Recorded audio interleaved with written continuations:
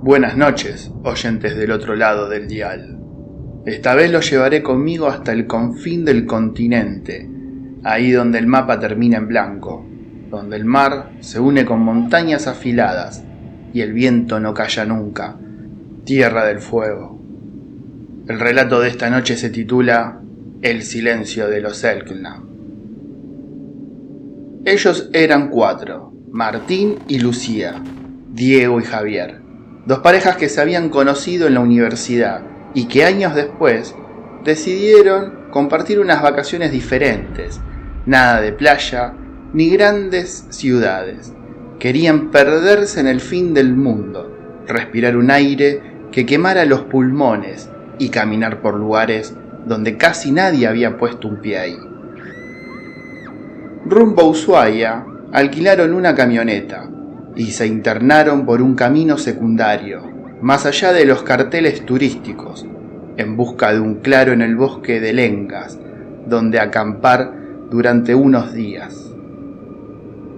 El aire era limpio, pero cruel. Cada ráfaga de viento parecía una cuchillada.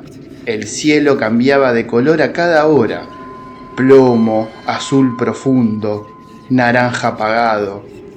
El agua de los riachuelos era tan fría que entumecía los dedos con solo rozarla. Martín conducía. Lucía miraba el mapa con un gesto de duda. Diego bromeaba sobre osos que no existían en esa parte del mundo. Y Javier sacaba fotos sin parar, fascinado con la luz que parecía surgir desde la propia tierra. Cuando encontraron el claro, el silencio los envolvió de inmediato. No era un silencio vacío, era un silencio denso, como si alguien o algo estuviera escuchándolos. Montaron las carpas, encendieron el fuego, y al caer la noche, se sintieron orgullosos de haber llegado hasta ahí. Fue entonces cuando Javier, con su celular en mano, les contó lo que había leído en el Museo de Ushuaia esa mañana. Los Selknam, dijo. Los llamaban Onas. Vivían acá, en la Isla Grande, y tenían un ritual, el Jaim.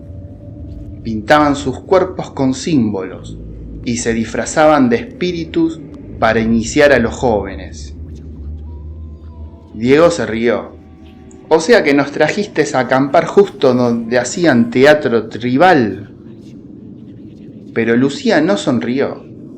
Tenía los ojos clavados en los árboles, porque ahí en la corteza de una lenga, alguien o algo había pintado una figura geométrica con barro rojo, un óvalo, con 2 líneas cruzadas en el centro. Parecían recientes, demasiado recientes. No hablaron mucho más esa noche. Se metieron en las carpas, con un murmullo del viento soplando entre las ramas. Y cuando todos empezaban a dormirse, un sonido profundo los despertó, un canto grave, gutural, como un lamento arrastrado por la noche.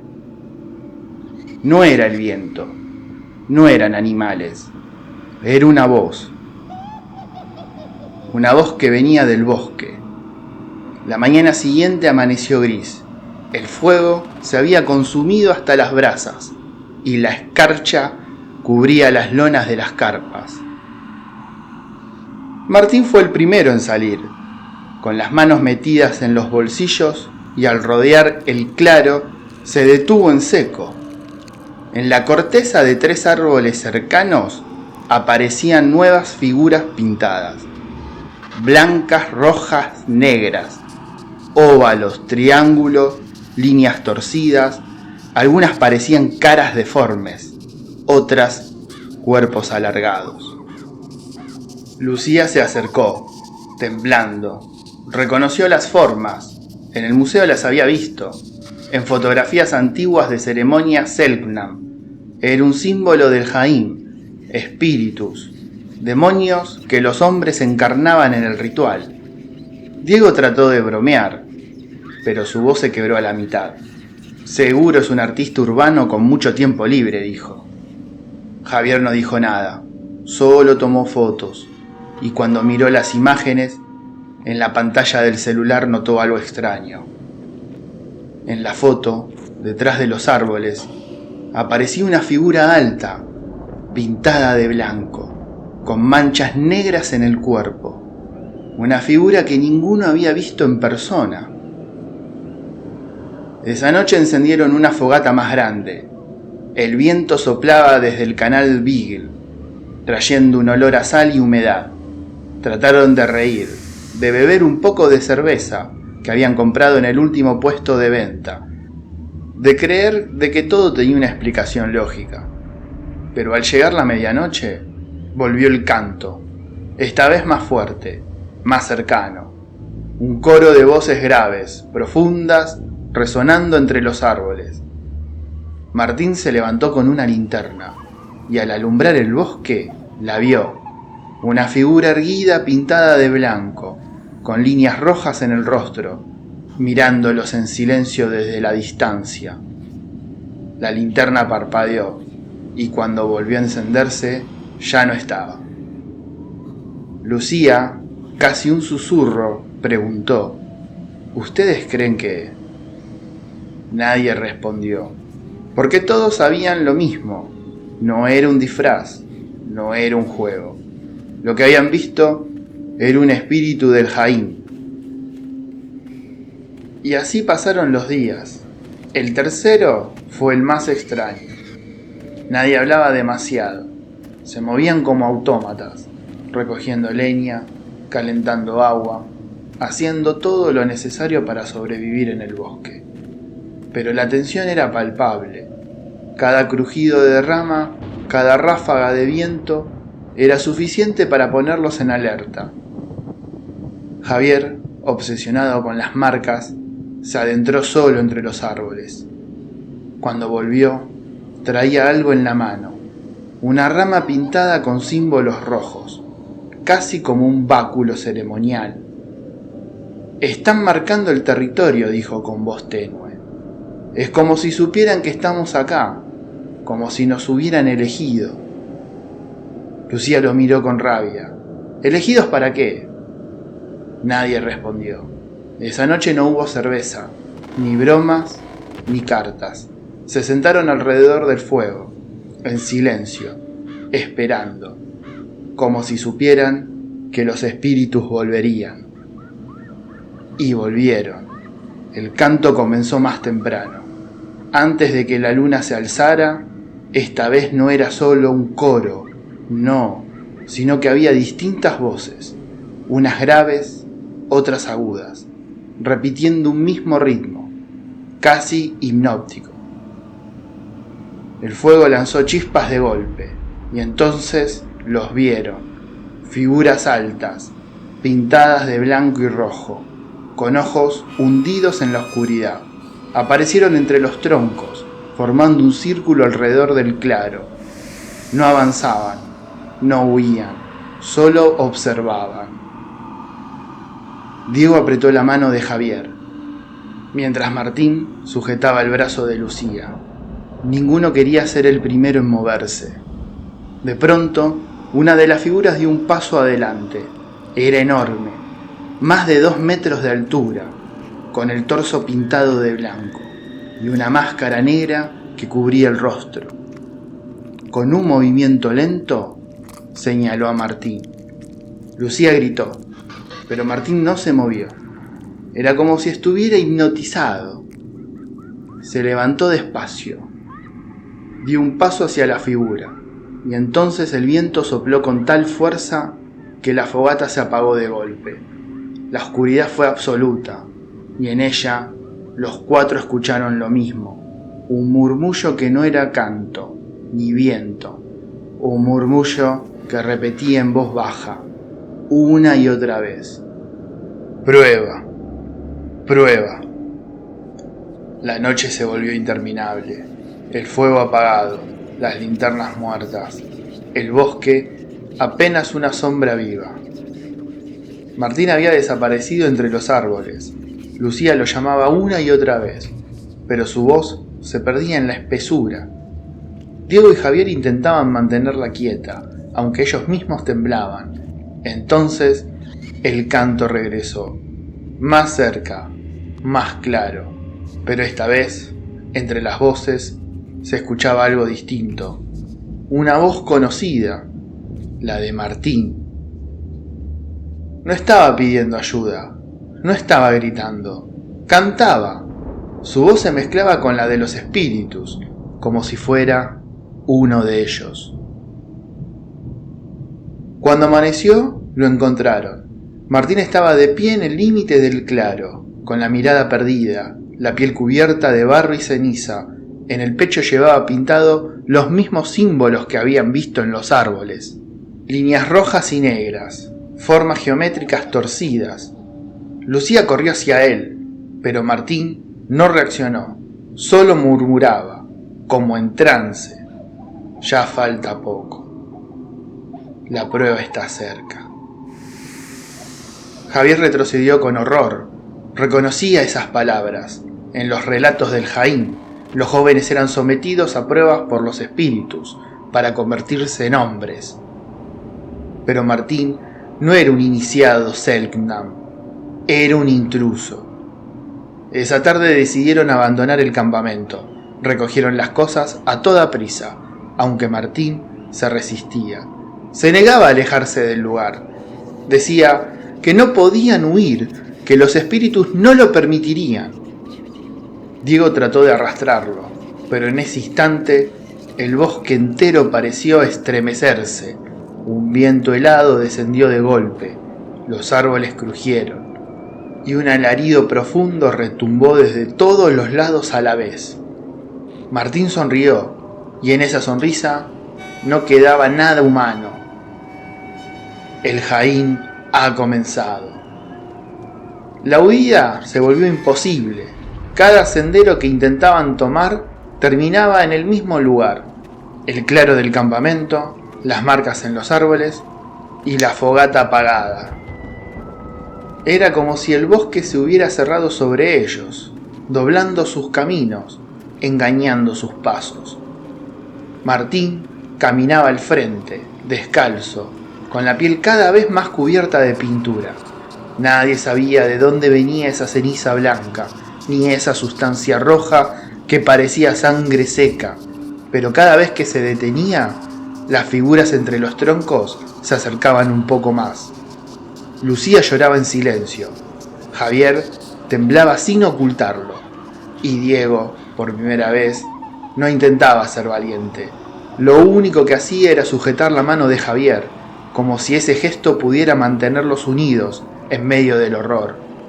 Al llegar la noche, el ritual comenzó. Los espíritus rodearon el claro, más visibles que nunca, altos, enormes, con cuerpos pintados, algunos con máscaras negras, otros con rostros deformes por el barro, y en el centro, Martín. El suelo estaba marcado con un círculo, dibujado en ceniza. Dentro, símbolos que parecían moverse con el viento. Uno de los espíritus golpeó el suelo con un palo hueco, y el eco retumbó como un trueno. Martín levantó los brazos y comenzó a repetir las palabras del canto. Lucía gritó, intentó entrar en el círculo, pero una fuerza invisible la arrojó hacia atrás. Javier y Diego corrieron a ayudarla, y al levantar la vista comprendieron lo que estaba pasando. El ritual no era una representación, no era un teatro ancestral, era real, y Martín no estaba siendo iniciado, estaba siendo ofrecido. Los espíritus alzaron sus brazos, y el fuego brotó del suelo sin que nadie lo encendiera. Un resplandor anaranjado iluminó los rostros, y en ese fuego las sombras parecían danzar con vida propia. Martín abrió la boca para gritar, pero la voz que salió de su garganta no era la suya. Era profunda, antigua, como si hablara la tierra misma. La prueba está cumplida. El nuevo ciclo comienza. Fue entonces cuando los tres comprendieron que ya no había escapatoria. El ritual prohibido estaba en marcha y ellos eran parte de él. La luna estaba alta, pero no iluminaba nada. Era como si la luz quedara atrapada en la espesura. Los 3 sobrevivientes se refugiaban detrás de un tronco caído, mirando sin comprender lo que sucedía en el círculo. Martín ya no era Martín. Su cuerpo estaba ahí, sí, pero sus ojos estaban en blanco. Sus movimientos no eran suyos. Danzaba al compás de los espíritus, siguiendo un ritmo imposible, como si cada músculo de su cuerpo obedeciera a otra voluntad. Lucía se abrazaba a las rodillas, murmurando en voz baja: «Esto no es real, esto no es real». Diego apretaba los dientes, mientras Javier no dejaba de mirar. Su fascinación era más fuerte que el miedo, porque lo que veía era un eco de lo ancestral, un ritual que había sido perseguido, prohibido, casi borrado de la historia, y, sin embargo, seguía vivo, ahí, en medio del bosque, con ellos como testigos involuntarios. De pronto las figuras callaron, el tambor cesó, y Martín cayó de rodillas. El fuego del círculo se extinguió en un instante, y la oscuridad volvió a tragárselo todo. Entonces, uno de los espíritus habló, no con palabras humanas, sino con un sonido grave, un rugido que vibraba en los huesos. Aún así, los 3 entendieron su mensaje. Uno debía quedarse. Uno debía ocupar el lugar de Martín, para que el equilibrio no se rompiera. Lucía se levantó, desesperada, intentando arrastrarlo fuera del círculo, pero Martín la miró, y en sus ojos vacíos, Lucía comprendió que ya estaba perdido. Diego, con la voz quebrada, murmuró: «¿Entonces quieren un reemplazo?». El silencio del bosque fue la respuesta, un silencio tan profundo que parecía esperar. Javier tomó la mano de Diego, lo miró a los ojos, y en ese instante supieron lo mismo, que no saldrían todos de ahí. Esa fue la última noche en el bosque. El silencio duró apenas un instante que pesó como siglos. Javier dio un paso adelante. Diego intentó detenerlo, pero él miró con una calma extraña, como si ya no tuviera dudas. «Si no lo hago yo, no vamos a salir ninguno». Lucía lloraba, rogándole que no se entregara, pero las figuras en el bosque ya se movían, formando un nuevo círculo alrededor de Javier. Martín seguía de rodillas, inmóvil, con el pecho pintado de símbolos, como un cascarón vacío. Los espíritus comenzaron a danzar otra vez. El fuego brotó del suelo, iluminando los rostros deformes, y Javier se adentró en el círculo. Diego gritó su nombre, pero fue en vano. Una fuerza invisible lo mantuvo fuera, como una barrera hecha de aire y sombras. Dentro del círculo, Javier cerró los ojos, el canto lo envolvía, retumbaba en su pecho, y en algún punto dejó de resistirse, dejó que lo atravesara. Cuando abrió los ojos, ya no eran los suyos, eran profundos, oscuros, como pozos sin fondos. Uno de los espíritus se inclinó ante él, y el resto lo imitó. El nuevo iniciado había sido aceptado. Diego cayó de rodillas, sabiendo que lo había perdido. Lucía gritaba, golpeando la barrera invisible con las manos ensangrentadas. Y entonces, con la misma rapidez con la que habían comenzado, todo se apagó. El fuego desapareció. Los espíritus se desvanecieron entre los troncos. Martín y Javier también. En el claro, solo quedaron Diego y Lucía, temblando, rodeados por la noche más oscura que jamás habían visto. Más tarde, el sol salió tímido sobre Tierra del Fuego, pero para Diego y Lucía no trajo alivio alguno. Caminaron durante horas, sin rumbo claro, hasta que finalmente lograron encontrar un sendero que los sacó del bosque. Cuando vieron las primeras señales de Ushuaia a lo lejos, rompieron en un llanto desconsolado. Habían sobrevivido, pero no estaban completos. Los días siguientes fueron un borrón, denuncias, preguntas de la policía, explicaciones que no podían dar. ¿Dónde estaba Martín y Javier? ¿Qué había pasado en ese campamento? Lucía balbuceaba historias confusas, mientras Diego se refugiaba en el silencio. ¿Cómo explicar lo inexplicable? ¿Cómo poner palabras a lo que habían visto? Pasaron meses, volvieron a Buenos Aires, intentaron seguir con sus vidas, pero nada era igual. Diego soñaba cada noche con el círculo de fuego, con Javier mirándolo con ojos vacíos. Lucía se encerraba durante días, convencida de que en los espejos a veces veía a Martín detrás de ella. Y entonces, una madrugada, cuando la ciudad dormía, Diego recibió un mensaje en su celular.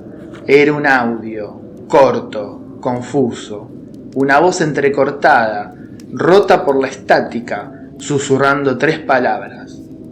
El Jaín continúa. El remitente, un número desconocido registrado en Tierra del Fuego. Queridos oyentes, quizás lo que escucharon esta noche no sea solo un relato. Quizás, mientras ustedes dormían, los espíritus seguían eligiendo, seguían el ciclo que nunca terminó.